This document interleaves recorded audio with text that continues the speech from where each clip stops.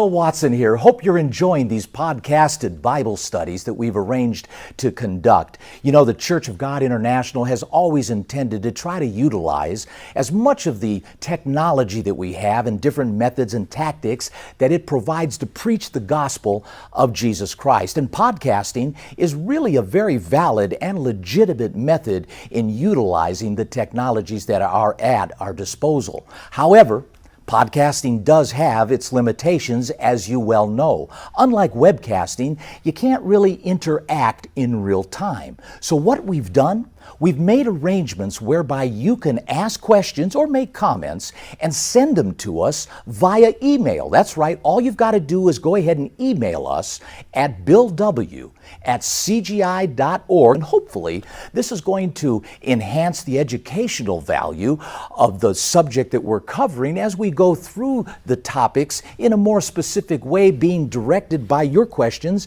and your comments. So let's go ahead now, prepare to go back into the book that we're studying, and we'll look forward to your comments and questions. Just email us. Remember, email us at billw@cgi.org.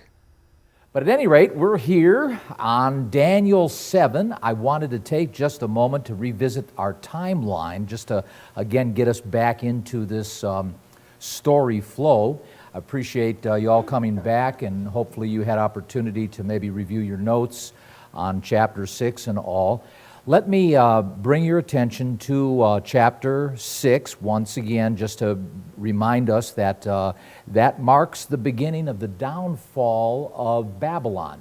But remember, the book of Daniel is not in sequence. The book of Daniel is not, each chapter is not in a timeline or sequence. We're bouncing back and forth by virtue of when we're told in the first verses of the chapters as we're come up on them. Because you'll see here in chapter 7 that we actually go back to Babylon. So here chapter 6 marks the commencement of the Medes and the Persians, and after Babylon falls with Belshazzar, the king of the Chaldeans, was killed that very night that he saw, remember the hand on the wall, and so as a result, I need a watch, by the way. I don't have any watch.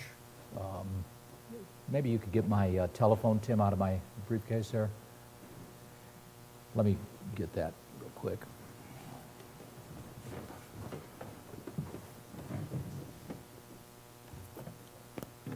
There we go.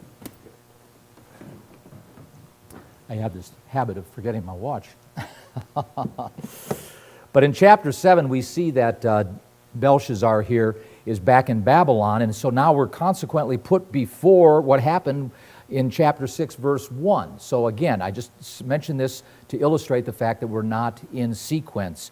If you'll notice over in chapter 5, we have here Belshazzar again. This was before the handwriting on the wall. He had that dream and so on. And then we have Nebuchadnezzar before that, and in chapter 4. So as we begin to understand, the chapter 6 brings us to recognize Darius.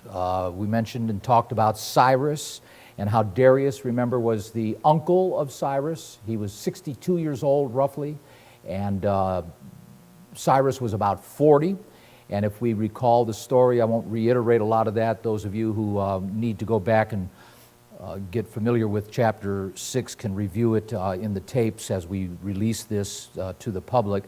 But Cyrus was almost killed by his grandfather, Astyages, and he was able to escape, if you recall, by being able to be brought up by some other lady who had a stillborn child, but again covered in chapter 6 very clearly and all of that, so I won't reiterate a lot of that. But here in chapter 7 now, we're shifted back to Babylon. So forget about Darius for right now, and we're right in the heart of the Babylonian kingdom. And here in the first year of Belshazzar, the king of Babylon. Now some scholars will claim Belshazzar just ruled and reigned for about 2 years. If that would be the case, and I'll explain to you why I think that's somewhat doubtful, as you'll see here in a minute, in spite of what scholars think, the Bible says something different, or at least it implies something different, as we'll get to that in a moment here. But in this case, if indeed he did only reign 2 years, and Babylon, we understand, did fall in 539 BC, then we'd be looking at basically chapter 7 beginning at around 541, because you're counting down to 0, so it'd be about 541 BC. However, that's not really necessarily true, as you'll see here in a moment. But in this particular year, Daniel has a dream, and I think it's important that you understand that Daniel has this dream. No third party is having this. This is not an interpretation of a third party. It's an actual dream that he himself had personally, and of which was essentially given to him in a vision, and we understand it was given to him basically at night. Now, the reason I say this Belshazzar ruled, I think, longer than 2 years, and some have said as many as 10 years before, is because in chapter 8 you find that the third year King Belshazzar has a vision. In the third year, a vision appears again to Daniel, but in the third year of Belshazzar. So here again you see Belshazzar did rule and reign roughly more than just 2 years. Here it's in his third year, and consequently it leads you to believe that it could have been even 10 years before Babylon fell that Daniel was having this chapter 7, this dream.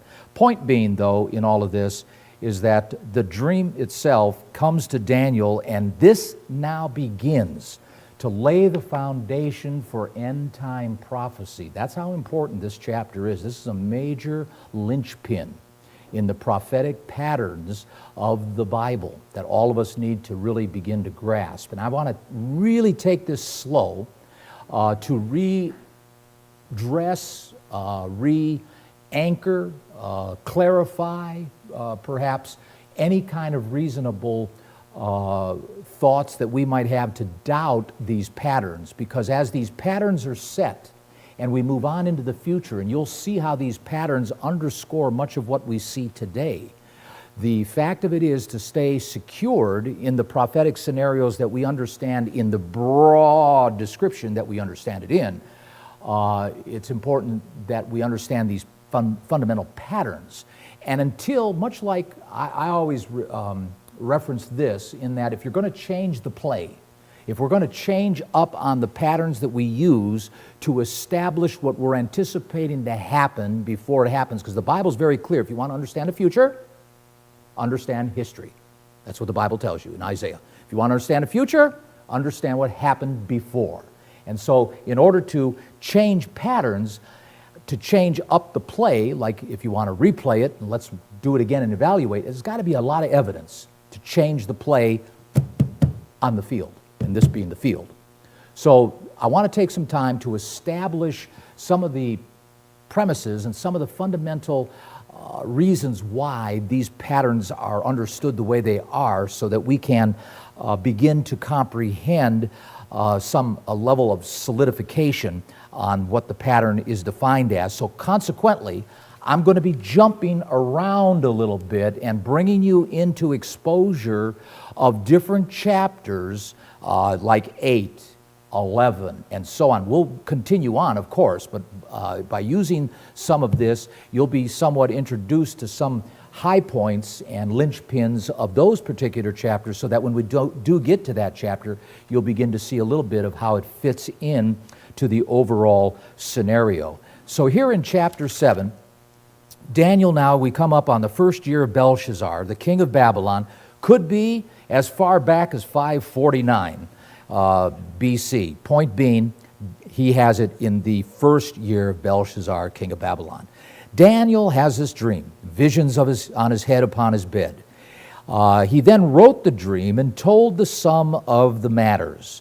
And Daniel spoke, and he said that in my vision, he goes on here, in my vision by night, and behold, the four winds of the heaven strove, or they rushed, That's the Greek word. It means rushed. It means to rush toward in a fashion of force upon the great sea. Now I want to stop right there for a minute.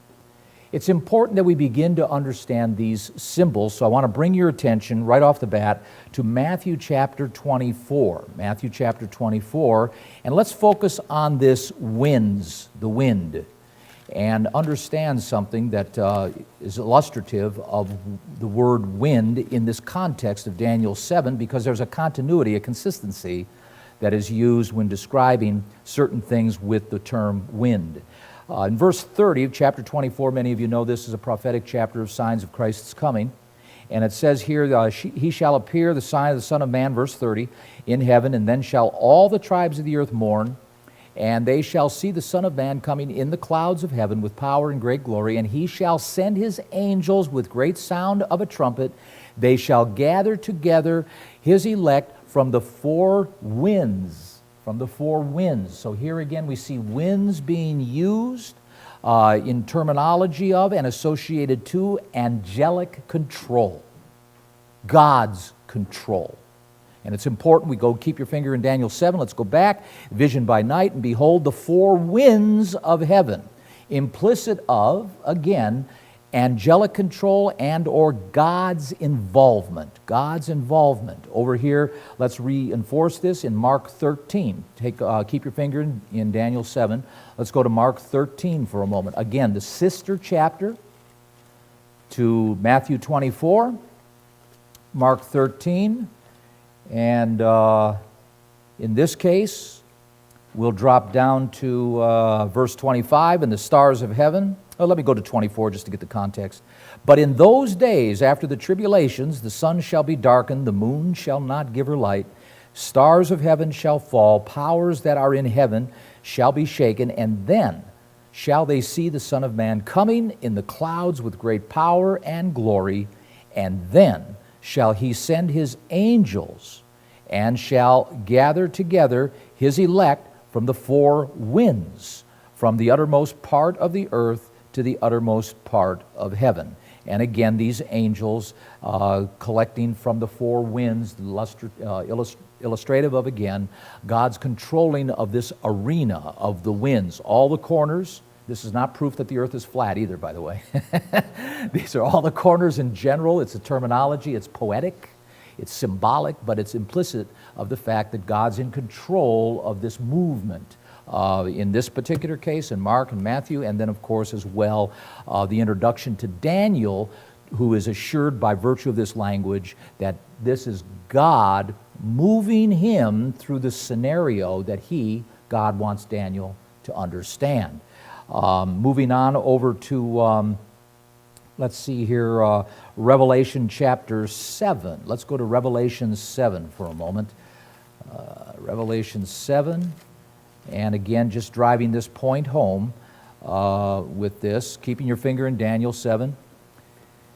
Revelation 7 now, and it says, after these things I saw four angels standing on the four corners of the earth, holding the four winds of the earth. Total control of all of the points of the earth God is involved with. He's intervening, He's interceding, He's got it all under control in this from this standpoint. Holding the four winds of the earth, that the wind should not blow on the earth, nor on the sea, nor on any tree. Dropping down to verse 11.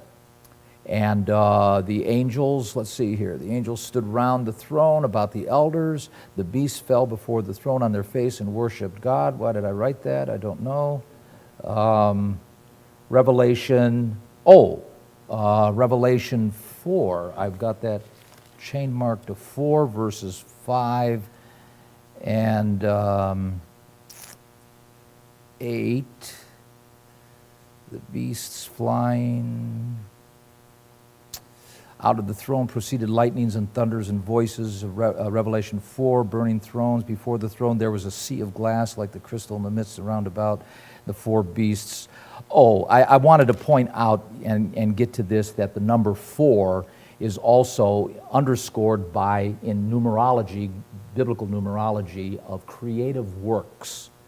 So when the number 4 being used as frequently as it's being used illustrates God's creative works. God is working in this creative fashion for whatever purpose the context may bring forward. And so 4 becomes a number that is used over and over again, as you see through the Bible. And there is a numerology value. 7 is a number of perfection. 3 is a number of completeness. 12 is the number of perfect governmental beginnings. And 6 is the number of man. 2 is something balance. 11 is conflict, and so forth and so on. So there's a lot of meaning to the numbers that are used throughout your Bible, and oftentimes we can find a double meaning depending on what the subject may be and what the consequence may be in this respect. But at any rate, we have the winds, as I point out here, being used to illustrate God's control. Now, the word sea, going back to Daniel 7, I want to stop here and as well and focus on the term sea. It says here in Daniel 7, my vision by night, and behold, the 4 winds of heaven strove upon the great sea. And again, the winds were striving, and this again is rushing upon the great sea. What does that mean? What is that symbolic of? Let me take you over immediately to Revelation 13, verse 1. 13, verse 1, so that we begin to understand what Daniel is actually seeing in representation. Daniel chapter 13, Revelation 13, and in verse 1, I stood upon the sand of the sea. I stood upon the sand of the sea and saw a beast rise up out of the sea, having 7 heads, 10 horns, and upon its horns 10 crowns, and upon its head the name of blasphemy. It goes down through this, what we're going to find out, link to Daniel 7. But as it proceeds down, in verse 7, it begins to formulate the intrinsic value of the symbolization. And chapter 13, Revelation, verse 7 states, it was given unto him to make war with the saints and to overcome them, and power was given to him, that's this beast, this Babylonian government, over all kindreds, ethnicities, and tongues, languages, and nations. So now we're beginning to see this term sea is taking on a manifested meaning of people, intrinsic value of people, nations, ethnicities. And this, in context of Revelation 13, we see this beast rises up out of the sea. It rises up out of the population of the earth. And again, this is reinforced by Revelation 17. Follow me over there for a moment. Revelation 17, and here again in this particular case, we find that Revelation 17:1, we're introduced to this whore, this religious organization. Verse 1, there came up one of the 7 angels which had the 7 vials, talked with me, saying unto me, come here, I will show you unto the judgment of the great whore that sits upon many waters. Okay, waters are like sea, waters, you know. We drop down here to verse 15, same chapter, 17, Revelation 15. He says unto me, the waters which you saw where the whore sits are peoples, they're multitudes, they're nations, and their tongues. So when we go back here to Daniel 7, and in verse 2, and we read here the 4 winds of the heaven strove upon the great sea, we begin to understand now the manifested meaning behind this, the underscoring meaning, letting the Bible interpret itself, is that we've got God in control. God's in control of moving the events, moving the circumstances, and He is rushing toward the people, the sea, the nations, with this event that is about to occur. And this event is a rushing of empire after empire after empire, scattered over centuries and millennia, but nevertheless establishing a pattern of His dictation, of His steering, of His control, and it has a meaningful pattern, and it begins with, as we understand, a particular nation that we have not yet identified. Remember, We assume it's Babylon, but let's prove it's Babylon, because it's important, because really when you read and continue to proceed through, verse 3, we see 4 beasts and came in the sea, diverse from one another. They came up out from the sea. They came up out of the people, out of the nations, diverse one from another. Verse 4, the first was a lion. Well, that doesn't say Babylon, does it? Doesn't say Babylon. So we need to roll this back. How do we get Babylon out of this? What was that? Yeah? Everybody all right?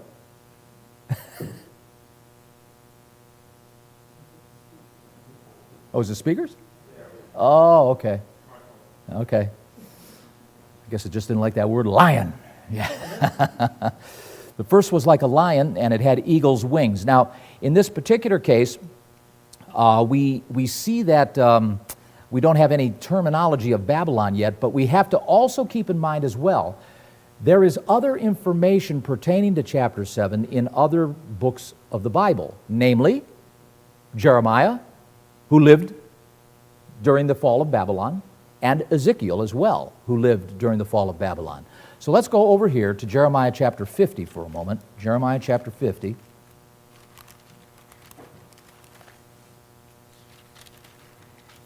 And in this case, we keep your finger in 7, Daniel 7, and we'll start over here with, again, letting the Bible interpret itself. It says here, chapter 50, the word that the Lord spoke against Babylon. And remember, Jeremiah also prophesied against Babylon. He was alive by the river Kibar. Daniel was up in Nebuchadnezzar's court. Ezekiel was down by the river. Jeremiah was in downtown Judah, basically. He was in, and Ezekiel was down by the river Kibar.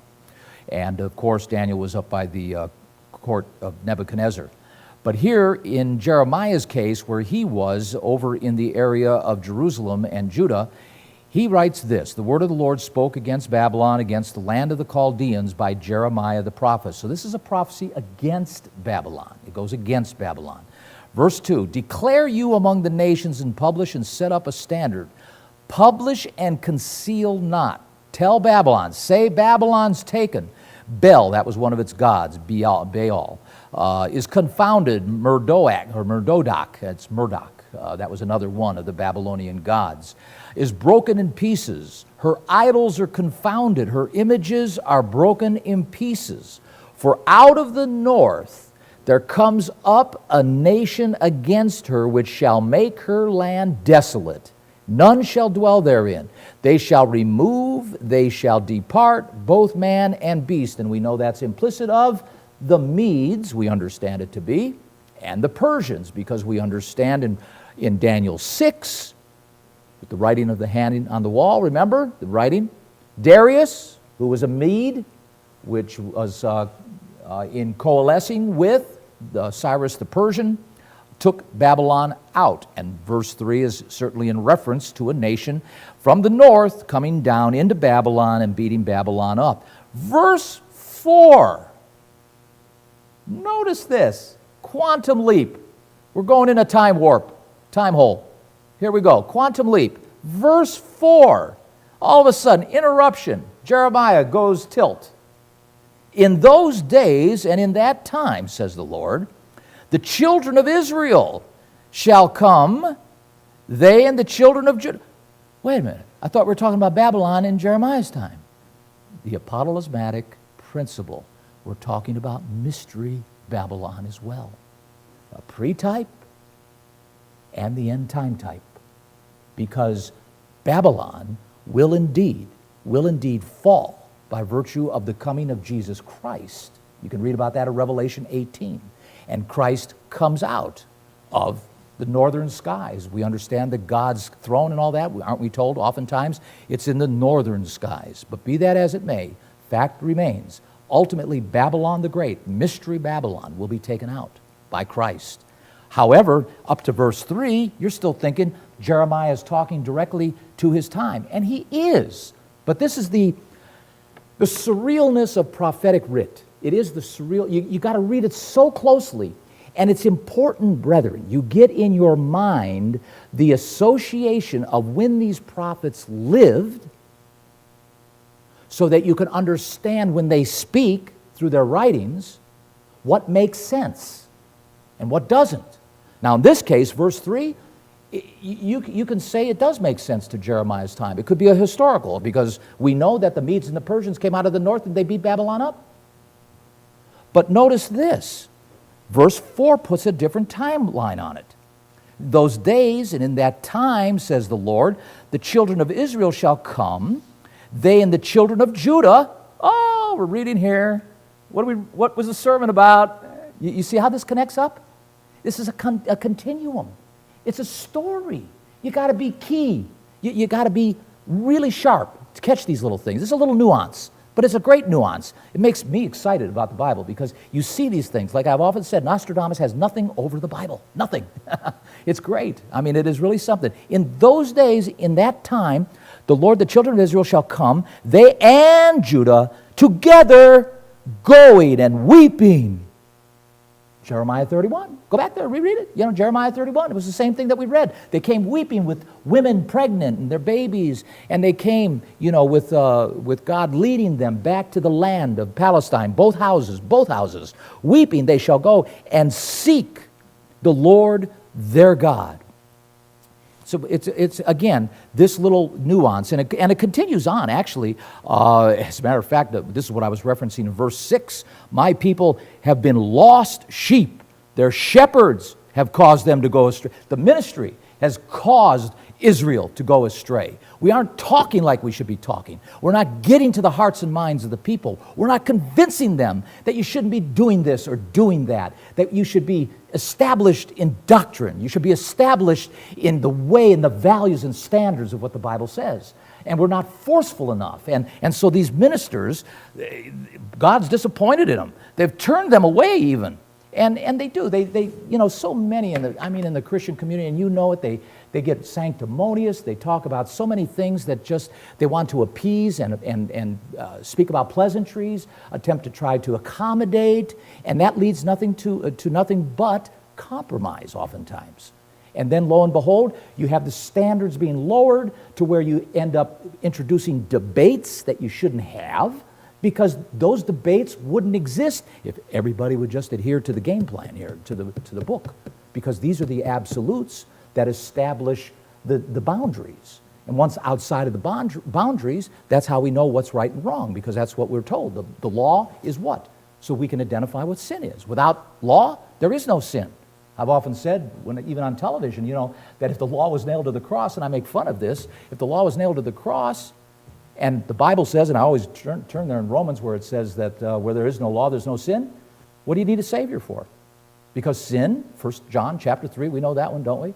Verse 4, sin is transgression of law. But if there's no law, there's no sin. Because you can't transgress something that doesn't exist. So what do you need a Savior for? It's logical. It's just very logical when you start thinking about these things. But people get confused because they go off the rail and attempt to try to accept something or allow something to be introduced that is obviously wrong or obviously compromising. So it's important that we understand that we gotta hold the line, and especially the ministry needs to hold the line and speak strongly out about these things. He goes on here, dropping down to verse 17. And I want to introduce this to you because this is where we begin to see the term lions associated with Nebuchadnezzar. Israel is a scattered sheep. The lions have driven him away. Now, in this case, lions being plural, you'll see first the king of Assyria devoured him. How do we know that? Because I thought Israel's defined by Judah, right? No. See how you understand this stuff. This is an amazing miracle. You know the definition of what Israel is. Israel was a divided house, right? The Assyrians took the 10 tribes out. That's one lion in this term, in this context. That was one of the lions. Took the 10 tribes out, the first house.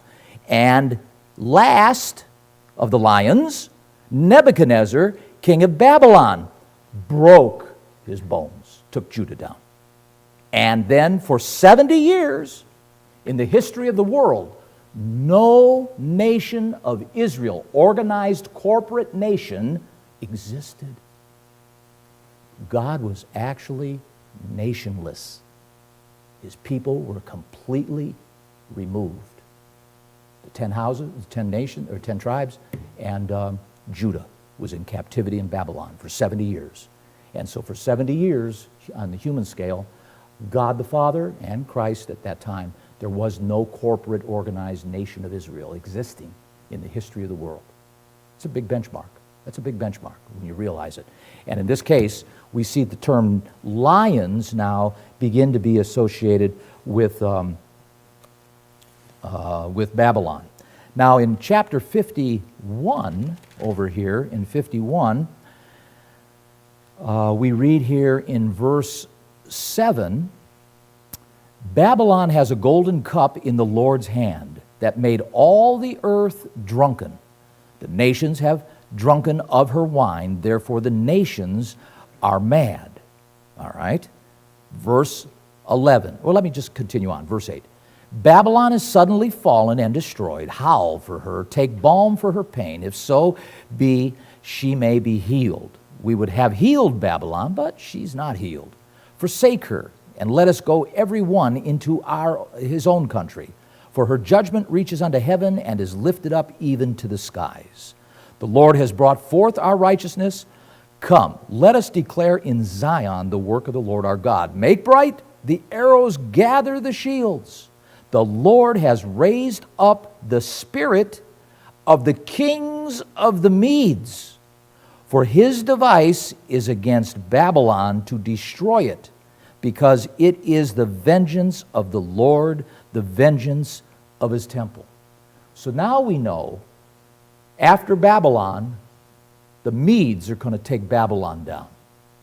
Through the voice of Jeremiah, and these are prophecies, by the way, that are approximately somewhere around, if this was being written and received by Jeremiah, as most scholars will agree, is around 600 BC, give or take 5 or 6 or 7 years, and Babylon fell in 539.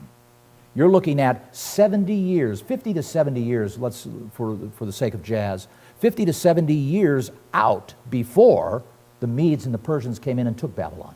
So this is a prophecy. And lo and behold, we understand through history, Jeremiah was right on, because the Medes and the Persians rolled in and took out Babylon.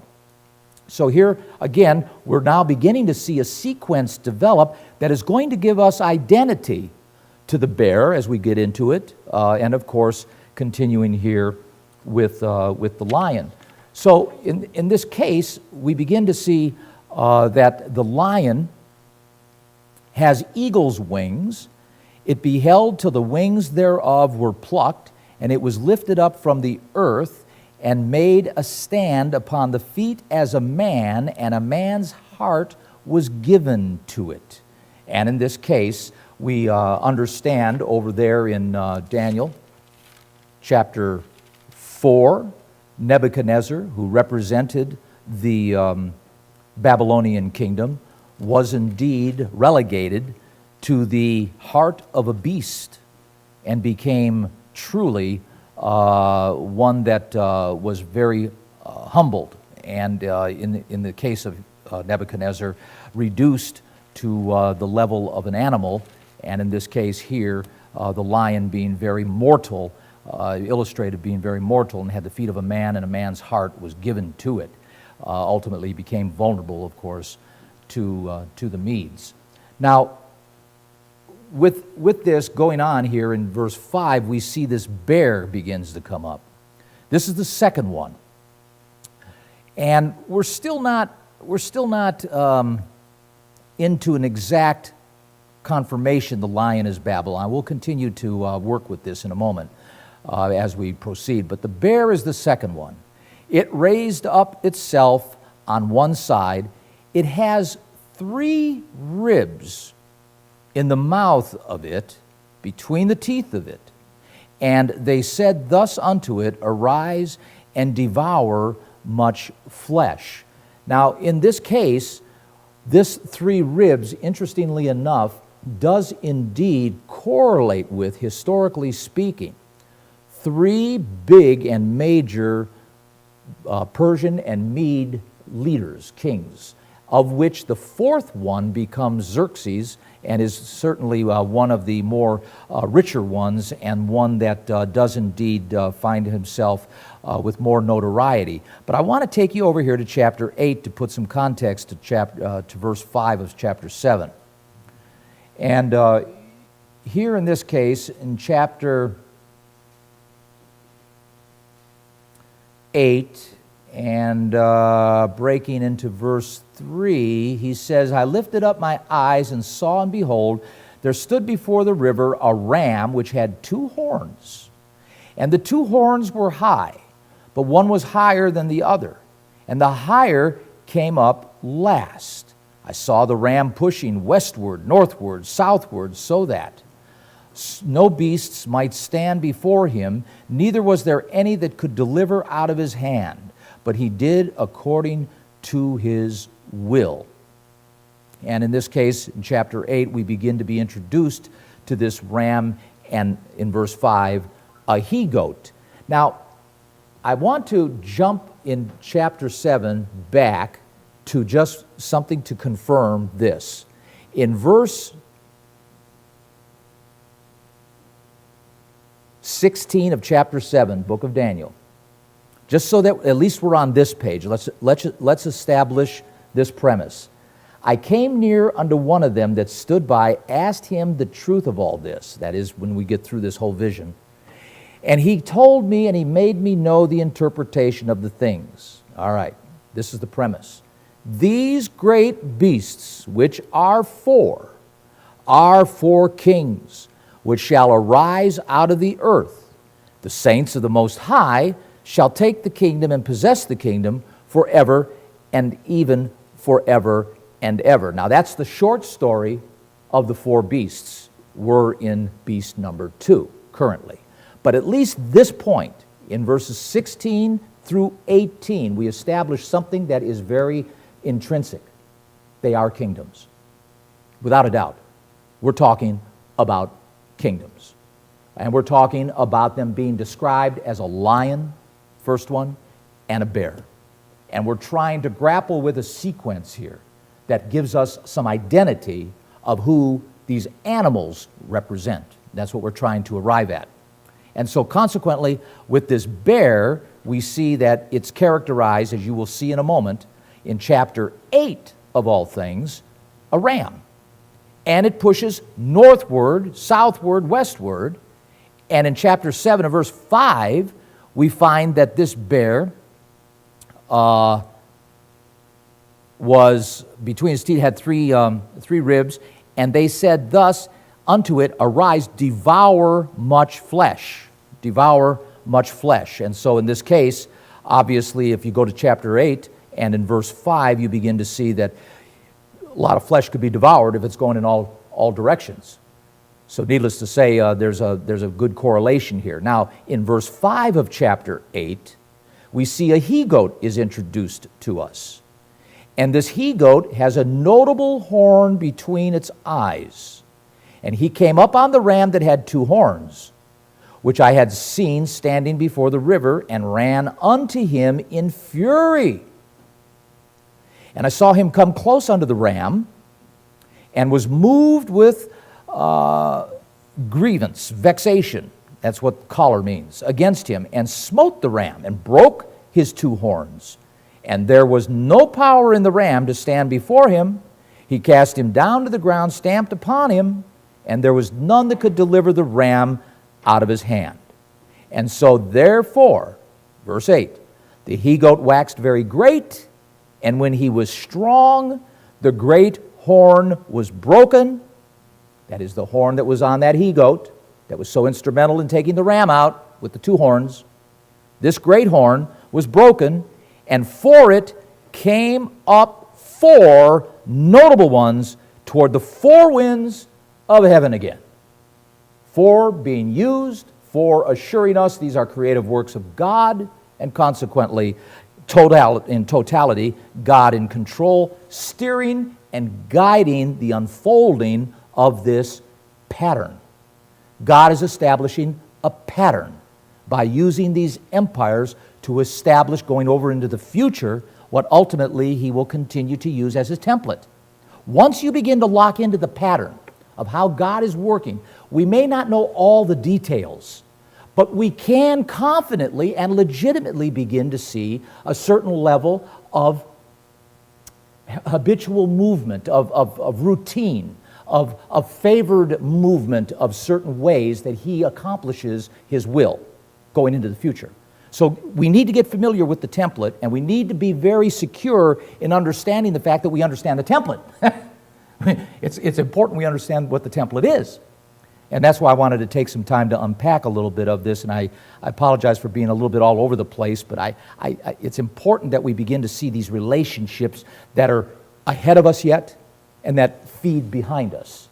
Because prophetic writings are oftentimes, they're very surreal, they're here a little, there a little, but it's important we allow the Bible to interpret itself as much as we possibly can and keep our speculation down, and that's what I'm trying to do here, to illustrate to you that there is reasonable reason to believe the patterns that we understand, at least I assume we understand, are indeed correct.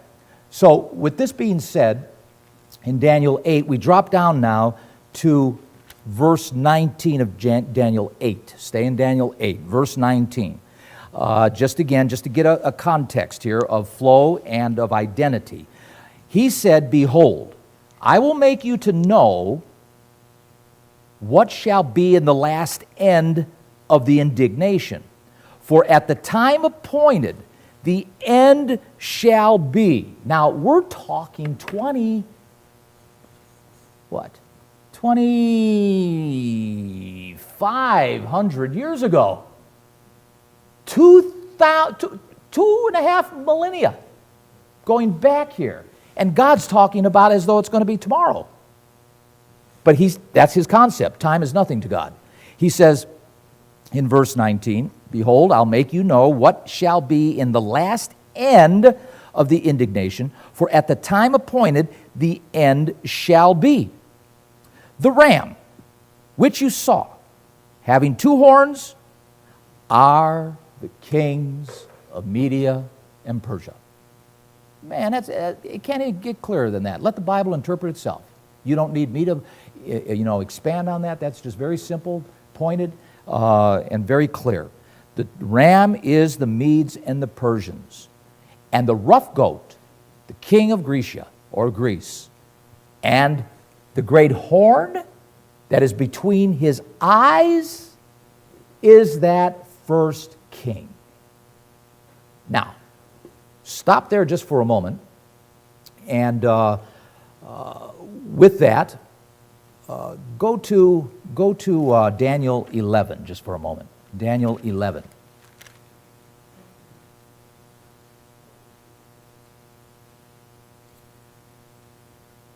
Daniel 11 is an interesting chapter because it goes on here and he says in verse 2, "Now will I show you the truth. Behold, there shall stand up 3 kings in Persia." We'll get into this later. I'm not going to unpack all of this. I'm just going to give you an overview here of chapter 11. But 11 overlays into 8, overlays into 7. This is how it kind of tumbles. And it's important that as we go through this, you see how all of this comes together. And as we go through these things, we'll be feeding back to Daniel 7. We'll be feeding back. But I want to give you some heads up on this. So here we are in Daniel 11. And now we're being told that there's going to be 3 kings in Persia. And the 4th, which is Xerxes, you'll see later on when we get to chapter 11. But nevertheless, there were 4 major kings in the Medes and the Persians. And this is Persia. The 4th shall be far richer than all of them. By his strength, through his riches, he shall stir up all against Greece. So the Medes and the Persians actually become proactive and initiate. And the mighty king shall stand up. So now we've got identification. Who was the mighty king of Greece that defended Greece against the Medes and the Persians? History tells us Alexander the Great. Bam! Now we've got some things. Now we're locking in, you see. We're locking in. We can establish with assurance that what we understand is true. And there are, admittedly, many scholars that understand this as well, and certainly certain denominations in traditional Christianity that would corroborate and agree with all of us with regard to this. But I want to, because we are dealing, brethren, in a day and age when the Bible is being questioned. Everything about the Bible is being up for debate. Why you can't trust it, the writings. Who in the world wrote it? You don't know who wrote it. You weren't there when it was written. It's 66 books allegedly written over, 2,000 years. That's just a bunch of baloney. You can't put your confidence in this. Well, these writings, what I'm trying to hopefully illustrate here, these little nuances are real. And they do come years ahead of the events that occurred. And so fulfilled prophecy, what I'm driving at is, fulfilled prophecy is one of the major proofs of your Bible, of its legitimacy, its validation, and certification, in all due respect. And so here again, we see that we're beginning now to develop a sequence. And this bear, we begin to understand, has 3 ribs in its mouth. Interestingly enough, we've been introduced to the fact that in Daniel 11, 4 chapters out ahead, but see, if you wouldn't know this, you couldn't capture that. But Daniel 11, 3 chapters out ahead of us, or 4, we're told that there are 4 kings associated with the Medes and the Persians. And 3 of them are eaten up, leaving Xerxes, the 4th, who takes on Alexander, you see. So now we got an association. By the time you get to chapter 11, most of us would forget about the 3 ribs. And we don't draw the connection. See, that's what makes all this so confusing oftentimes, because we see things in spots. But what I'm trying to do is knit this together so that you can begin to see, and that's why maybe it seems a little bit disorienting, but trying to knit this together so that you've got this capturing capability of being able to identify these things so that you can draw the associations with them and understand how they substantiate each other in the development of this scenario and this narrative. So this bear, which we are beginning now to see because we understand the Medes come after the Babylonians. And we understand the Greeks come after the Medes. So we're beginning now to kind of loosely identify these players and this pattern of this merging. Because what you're going to do, if you're not familiar with the Babylonian culture and the Medo-Persian culture and how the Greco culture influenced, homogenized, assimilated into the culture that later on became the inheritor of what we will see, Rome, and how that came into the mix, to where it begins to come across all of the 1,000 years that are behind us from here, from our standpoint, and how the development of Western culture has occurred. You begin then to understand how we got here. How we got here. And it makes sense. It begins to say, okay, now I'm beginning to get it, because these cultures began to homogenize. They came together, they beat each other up, they intermarried, intermingled, they grabbed a little bit of this, they grabbed a little bit of that. And even on the religious side, when you begin to understand how Marduk and Ishtarte and all these gods and this pantheon of different types of gods, and Zeus and Neptune, the god of the sea, and all these things, now you begin to see how all of this is brought into the culture that we live today, and how some of this, and I know I'm taking a quantum leap here, but I'm just trying to introduce to you some of the methodology that Satan, the devil, has used over the years, of where now even in the Catholic Church, you've got this saint for that saint, and this saint for that saint, and this saint for that saint, and this saint for that saint. And as a result, what's the difference between having this God for that God, and this God for this thing, and this God for that thing? Because it's the same principle. It's the same principle. It's a pantheon of saints. St. Christopher is the saint of protection on the traveling, I think it is, And there's all kinds of saints for each little thing that you do, brushing your teeth, I suppose, or your sunglasses, or whatever it may be. I don't know. but I'm saying that it's a pantheon of gods, just like so many of the pagan cultures had.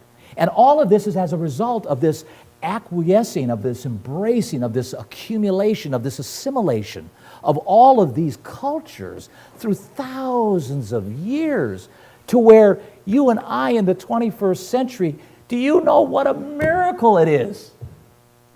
Do we know what a miracle it is for us to see through this hodgepodge of illusion? This hodgepodge charade on the religious level. On the religious level. And let me submit this to you. If it is this hard to understand the truth on the religious side of the coin, how difficult can you imagine it is on the political side of the coin? You might, and I might think we know what we know, but brethren, it's time to buckle up and realize we may not know what we think we know on the political side. And that history, and what we've been taught and what we thought, might be readjusted in the near future as we begin to see through this undercurrent of disclosure what all that we see happened, how it really happened. But with that, what I'm spending time here for is to establish a platform for all of us that if indeed we begin to see changes occurring on that secular, humanistic side of the coin, the political side, the secular side, the cultural side, be embedded in the absolutes of how we understand certain things to be. Because even though we may see things that we thought we understood not to be what they were, does not disrupt these patterns that are established in your Bible. And that's why I want to take some time to establish and anchor us in understanding this, because we're going out ahead here.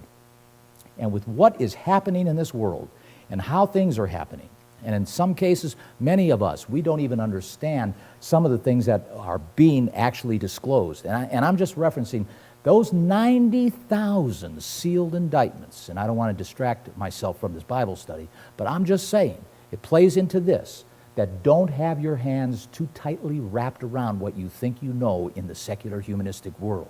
But know this, if indeed things are changed, and you come to a new understanding due to evidence and proof that things didn't happen the way you thought they were going to happen, that this stands because you know of these patterns due to the Bible interpreting itself, and these prophets who don't lie, but were actually driven by the Spirit of God to say the things that they said, and we're now taking time to read them.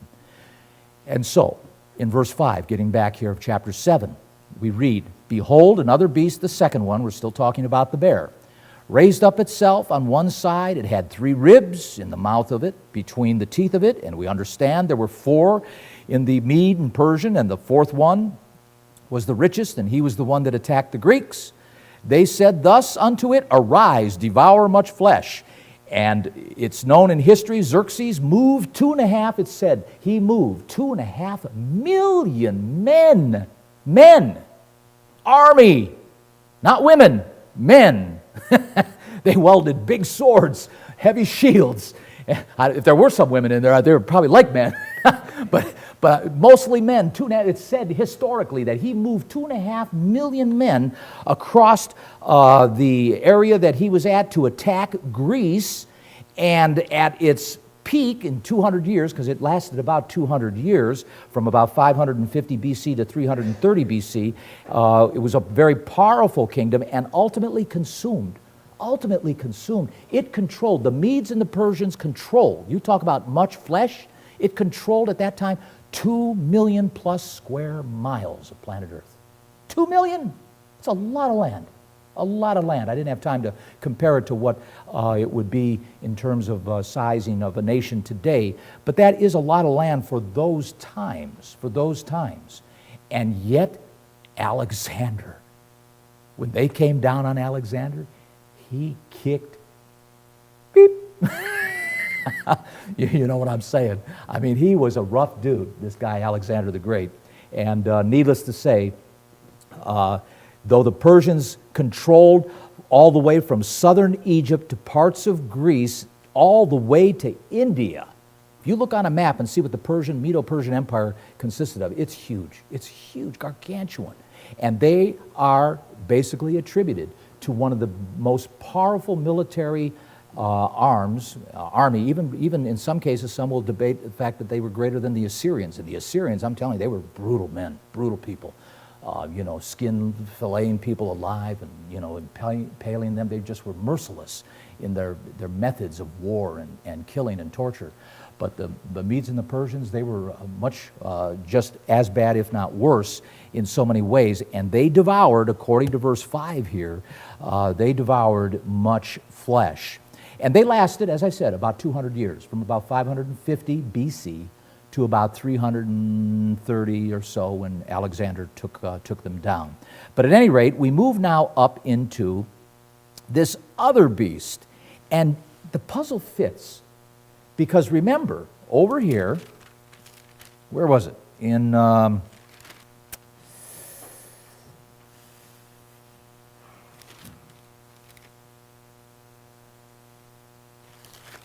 chapter 8, was it? Was it chapter 8? And chapter 8, over in verse 20. Remember how this puzzle's going to fit now. He says here in verse 21, the rough goat is the king of Greece. The great horn that is between his eyes is the first king. Now, that being broken, whereas 4 stood up for it. So the great horn was broken, and 4 popped up. And the 4 kingdoms stand up out of the nation, but not in his power. They didn't share the same impact as they were under Alexander. They were divided. They were broken up. The Seleucids, Ptolemy, Cassander, and Lysimachus were the 4 generals that took over the Greek Empire after Alexander died. And they were split, and they did not share the same cohesion, the same empowerment that they had when they were all under Alexander's control and his lead. And so here we see, uniquely enough, notice this, verse 6, back to chapter 7, book of Daniel, verse 6, after this I beheld, and lo, another like a leopard, which had upon the back of it 4 wings of a fowl. The beast, it had 4 heads, and domination or dominion was given to it. So now we begin to see that there's a pattern here that seems to be confirmed with chapter 8, that we do indeed have this what you could say, sequence of Babylon and of the Medes and Persians, and now Greece. And Greece is a Greco-Macedonian empire. With that being said, I want to take you back over to chapter 2 for a moment. Because again, it's important that we see the Bible validating itself in this respect.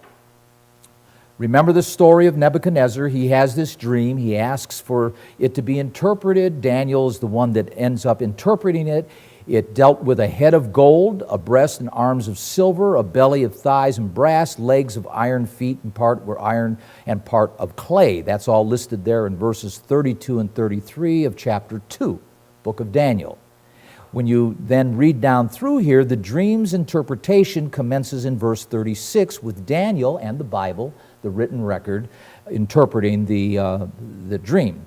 And here we see the king, and again, remember, this dream was not Daniel's dream. That's an important distinction. This dream is not Daniel's dream. This dream is a third party. This dream is Nebuchadnezzar's dream. So it comes from God to a Gentile. But an Israelite, Daniel, an Israelite, interprets the Hebrew God's vision to a Gentile. That's important. Understand, God works through Gentiles. God does work through Gentiles. No reason to be racial or ethnic bias in God's church at all for any reason, form, or shape in that respect. God will use anyone to do His will accordingly when in fact it suits His purpose and overall agenda. So in this case, He uses Nebuchadnezzar. And Daniel proceeds and says, King of kings, for God of heaven has given you kingdom, power, and strength, and glory. And Daniel's talking to Nebuchadnezzar. Verse 38, wheresoever the children of men dwell, the beasts of the field and the fowls of heaven has He given to you, that's Nebuchadnezzar, your hand, and has made you the ruler, Nebuchadnezzar, over them all. You are, Nebuchadnezzar, you are the head of gold. Boom. Okay, so now we know where we're at. We're told right there. We know where we're at on this dream. And lo and behold, as we go down through here, and I'm not going to do a comparison on this particular study, but we may go ahead and go and do that. But I want to replug us back into that original image, because this image is what you could say a validation of the beast's images in the dream that Daniel personally received in chapter 7. And the validation of the two, and it's interesting because remember, what does the Bible say? In the presence of two witnesses, a point is established. Isn't it unique how God does this? This was not Daniel's dream in chapter 2. This was Nebuchadnezzar's dream. God used Nebuchadnezzar as a second party to validate a fact. And then some years later gives it to Daniel to validate the original delivery of the memo. And consequently, you have this validation, but in the form of using beasts as opposed to materials that are seen in this image in chapter 2.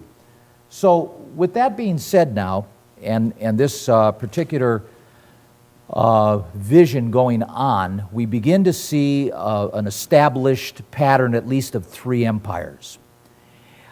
In verse 6, again, just to reiterate this particular point, after this I beheld, and lo, another like a leopard, which had upon the back of it 4 wings of a fowl.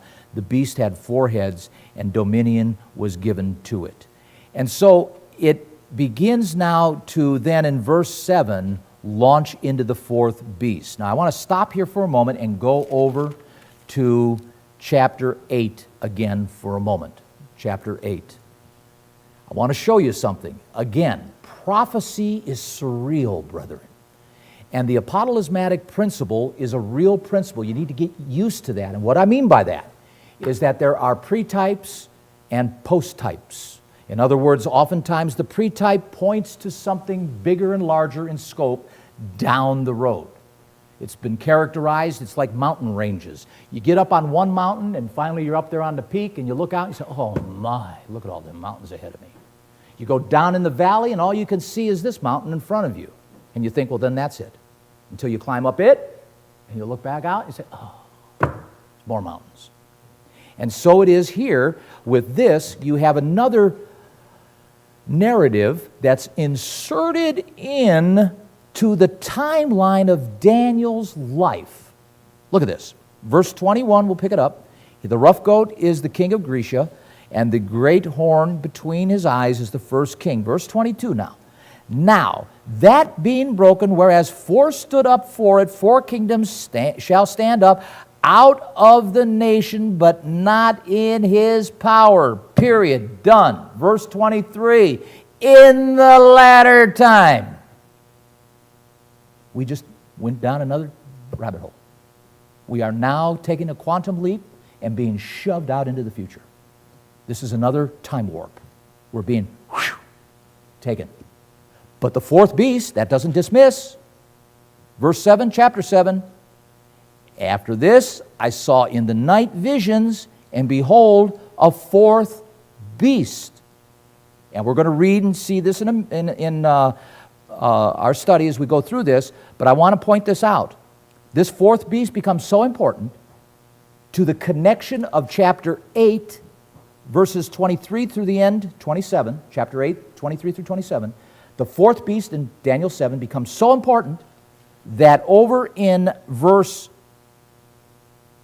18, we'll start, chapter 7, But the saints of the Most High shall take the kingdom and possess the kingdom forever, even forever and ever. Verse 19, then Daniel stops, he reloads and says, I would know the truth of the fourth beast. I want to go back, he says, verse 19, chapter 7, book of Daniel. I want to go back and recomb this fourth beast.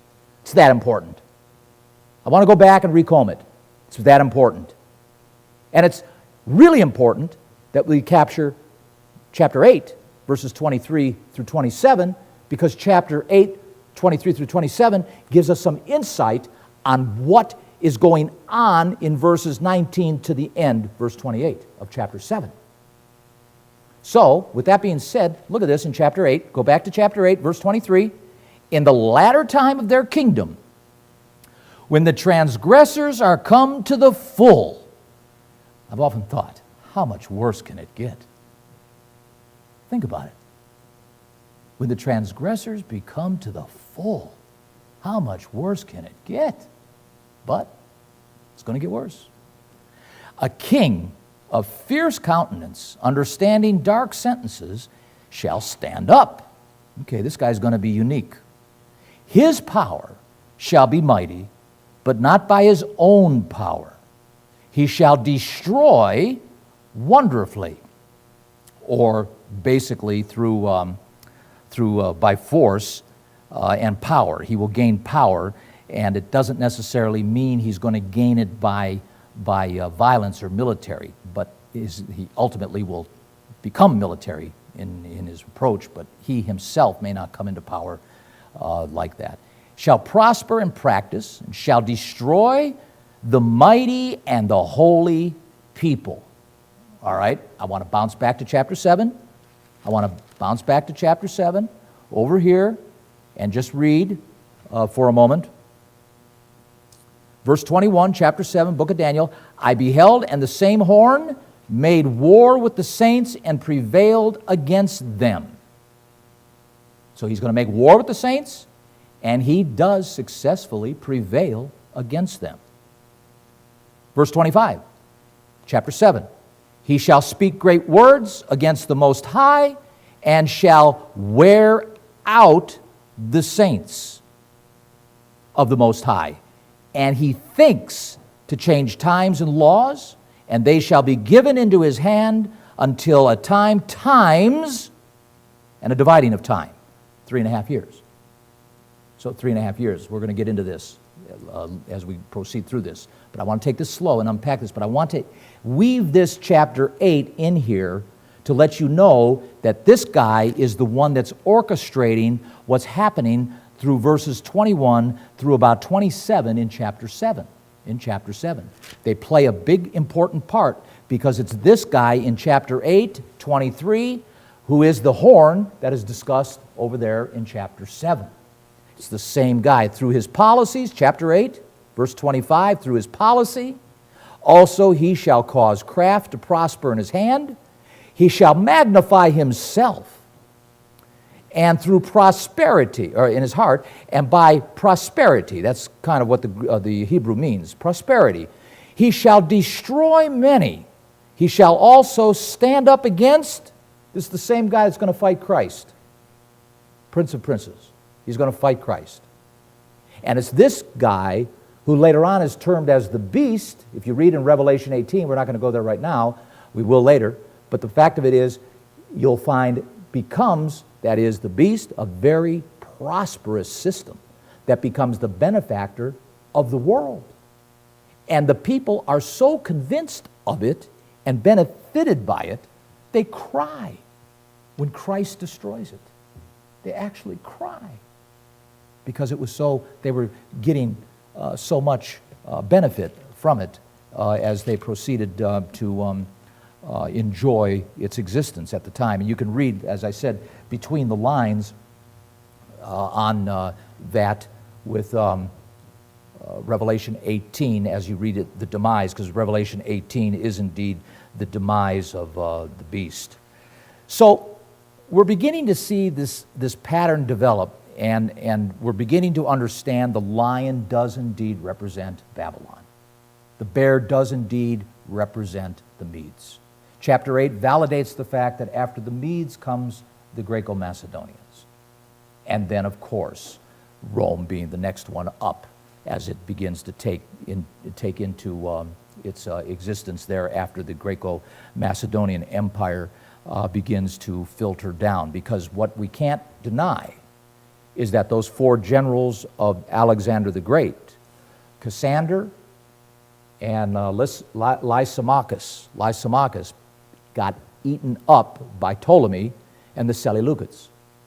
The Seleucids became the king of the north, and Ptolemy became the king of the south.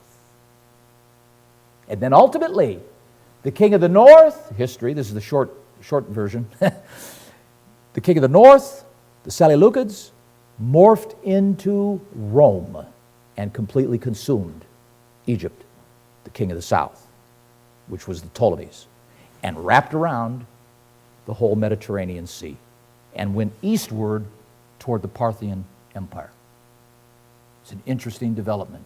And uniquely enough, look at this real quickly. Again, just need to get familiar with this. I'm jumping around, but I want you to just see the rocks in the river. I just want you to see the stones. I want you to see some stones, and then we'll weave this together. Chapter 11, Daniel.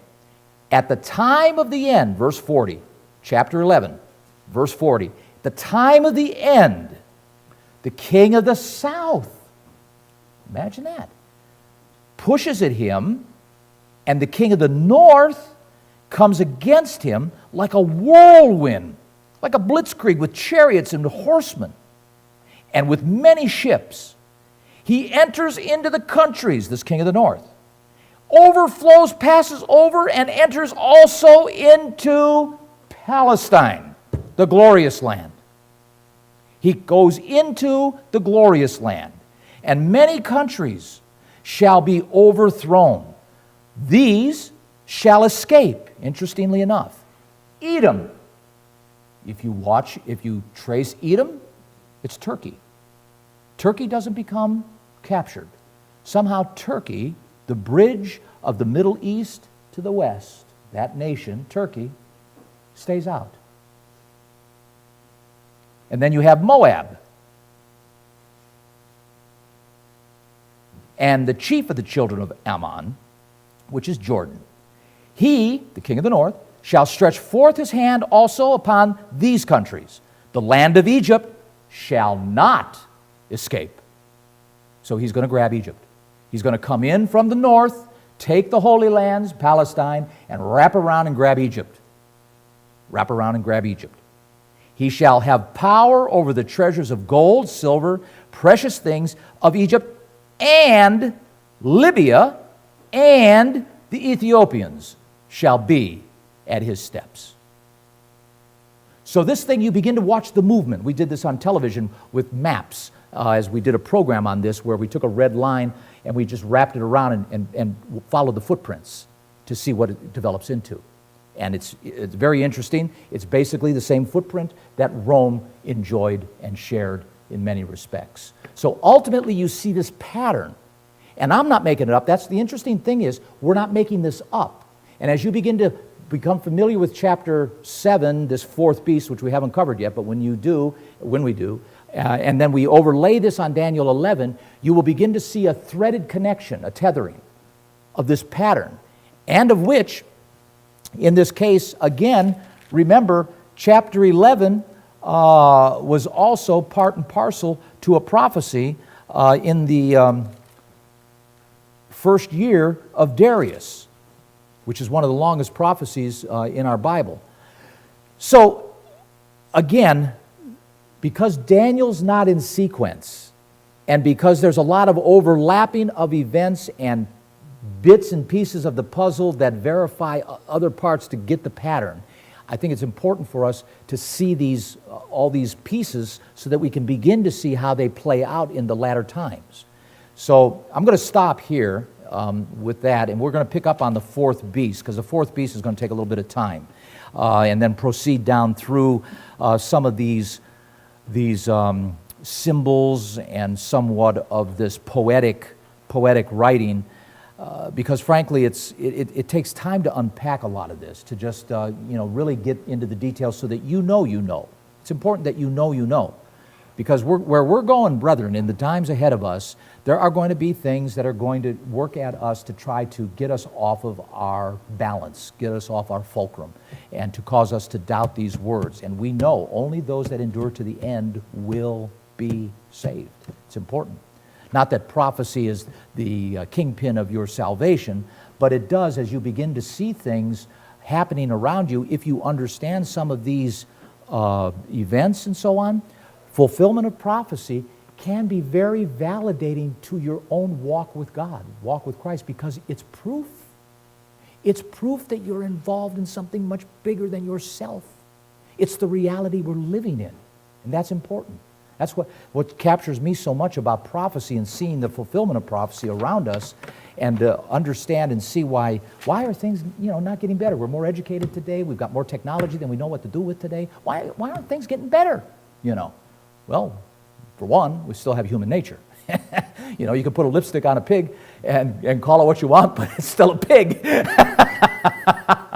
So the reality of it is until human nature is changed, and we have leaders that really care more about what they're leading and overseeing than themselves and enriching their own benefit and families and whatever, we're going to be in for a rough ride until Christ returns.